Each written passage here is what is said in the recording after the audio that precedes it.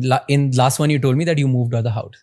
At what age did you move out? I was about 17 when I did. And why?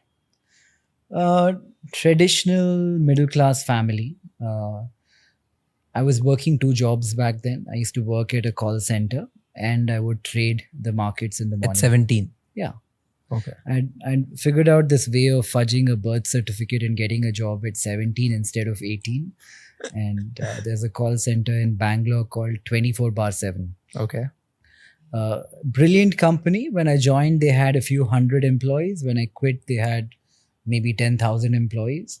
This is like the BPO boom era in India, right? Early 2000. Yeah, so great fun. The office was far from where I work. Also, I wanted the freedom of not having to tell someone what you're doing all the time, which happens in a traditional household in one way or another. And I think those things in combination, the time I saved in travel and the independence, both of them nudged me towards moving out. So were you making enough to that, like you got out, or was this after you decided that you want to move out and then you were like, okay, let's figure out something to make money? No, I had the job. So I got a salary. It doesn't seem like a lot now, but back then it was reasonable. I used to, the first salary I had at a call center, I think was like 8,500 rupees. I was a 17-year-old boy. If you're sharing a home with 3-4 people, you're still left with a few thousand rupees. And I'm talking about 17, 18 years ago today, right? Money went a lot further. You could go to a nice bar and buy a beer for 60 rupees or 70 rupees, unlike today. So it was not a bad life. I made a little bit of money trading on the side. But at the very beginning, trading was very much making money for a bit, consistently for 6 months, and then losing it all on one day and then starting all over again. And using the savings of your salary to kind of be your next pool of capital to start trading with. Again, I used to trade options. Okay. So in trading, there is an instrument called options. There's a segment of trading called derivatives. There are futures and options. Essentially, what they do is they give you leverage. If you had 100 rupees with you, you can, in one way, buying equity, buy 100 rupees worth of Reliance, for example. But through options, you could buy 1,000 rupees worth of Reliance with $100. Oh, so 10x of what you have. You could get as much as 30x, 40x, 50x back in the day. Even today? Today it's lower, but there is still an inherent element of leverage. Very addictive. It's not the smart investing, long-term kind of stuff. This is like punting on random things intraday a dozen times every day and trying to make money. So fun all around. I had fun at my evening job, which was, I used to do a UK shift. Okay. I would sell personal accidental health insurance for a company called Stonebridge in UK.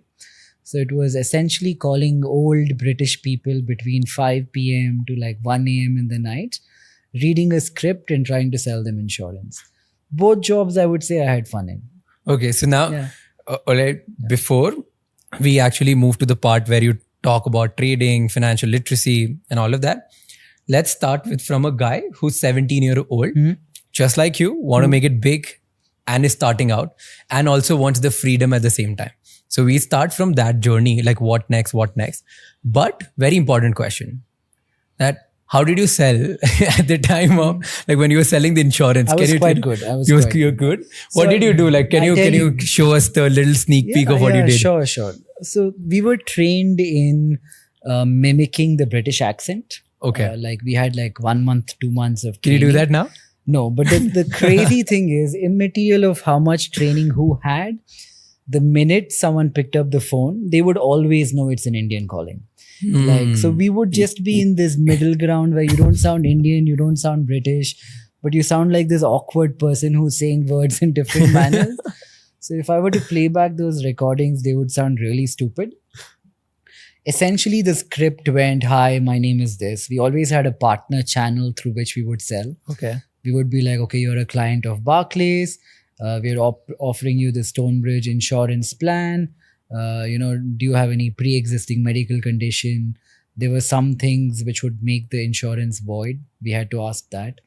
The biggest metric here was when we were selling, you had a 60-day free period during which you could cancel the insurance plan if you don't want it.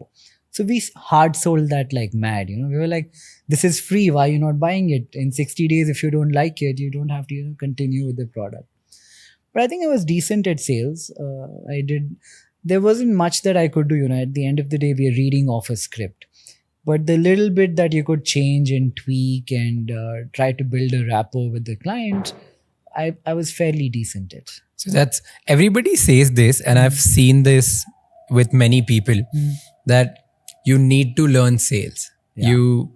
And most of the people we talk to who have made it big and good in their lives, they are predominantly have been salespeople in their lives at one point of life, at one point of time, right? And that's what you also did. Yeah. So is there anything you want to tell people who are just starting out? Do you think it's a very important skill to learn? Totally.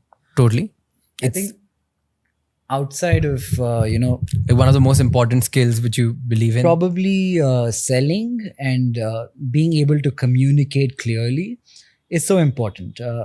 We're in that era where being able to remember and regurgitate what you have learned has lost relevance because everybody has access to the internet. Anything that you want to look up, you can look up instantly and say it out. Yeah.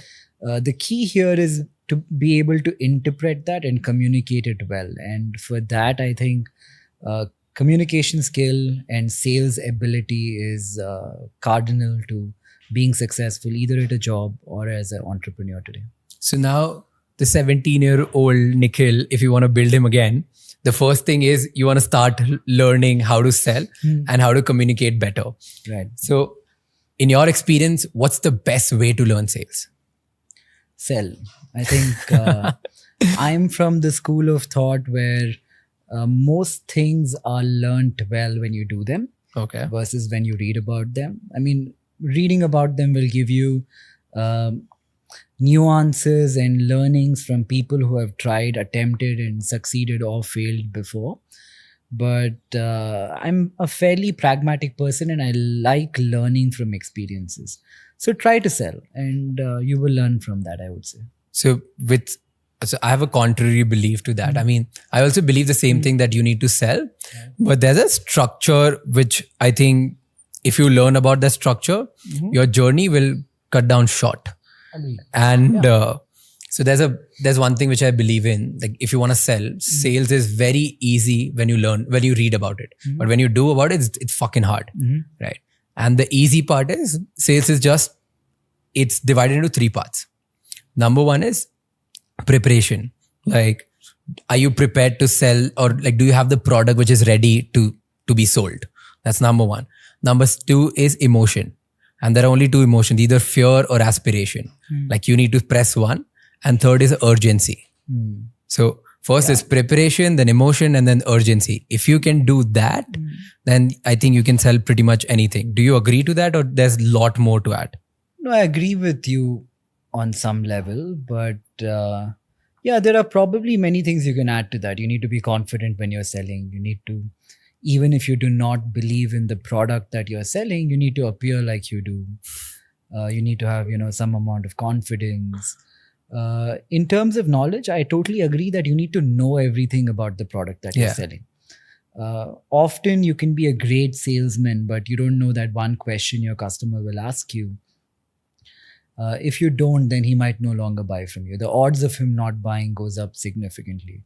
So that's probably important too. That's true. I think confidence turns around things for you. Now, 17-year-old Nikhil is want to become confident. Started selling insurance. What's the next step? What did you do next after you were at the call center, right? Yeah. What did you do next? Nothing. Did it for a while. Okay. Company grew, got lucky and grew along with the company. Even though I did nothing special, a few people, my manager and my supervisor and stuff like that, I started managing their money as well. Because you were making other trading. Yeah. So they promoted me a few times. They made me a team leader, and I played many different roles in the company. At one point, we needed a lot of new people. So I was taking care of recruitment, and I would meet as many as 500 people in a day, and I had to hire 100 out of those 500 people, immaterial of how bad they were. So there have been examples. I'll tell you, like once I went to a Times job fair. I'm talking about like 16, 17 years ago. We put out an ad to recruit people. 1,000 people showed up, but 85% of the crowd could not, speak a word of English. And there were people who had applied to be a watchman, to be a nurse. They were all just sitting in one room. But we started recruitment at that scale. And that was quite intriguing. A good learning experience. You get to meet many different people every day. So I had fun with that.